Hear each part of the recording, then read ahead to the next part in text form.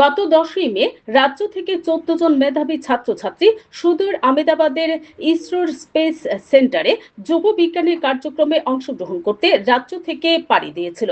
রাজ্যের বিভিন্ন বনেদি বিদ্যালয় থেকে মেধাবী ছাত্রছাত্রীরা প্রার্থী বাছাই পরীক্ষার মধ্য দিয়ে নির্বাচিত হয়ে গুজরাটের আহমেদাবাদের ইসরোর স্পেস সেন্টারে এই যুব বিজ্ঞানী কার্যক্রম 2026-এ অংশগ্রহণ করার জন্য পাড়ি দিয়েছিল।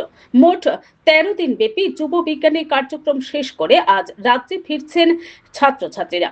আগরতলা মহারাজা বীর বিক্রম বিমানবন্দরে অবতরণ করে শুভেচ্ছা এবং অভিনন্দনের জোয়ারে ভাসেন ছাত্রছাত্রীরা।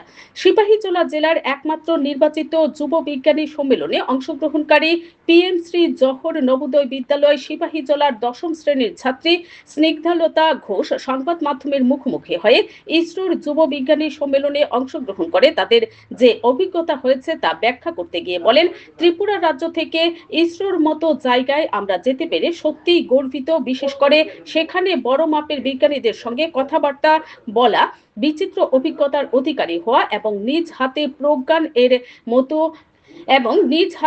প্রজ্ঞানের মতো রোবট তৈরি করা, রকেট তৈরি করা, উৎক্ষেপণ করা, এগুলি আমরা নিজ হাতে করেছি, যেটা সত্যি অভাবনীয় ছিল।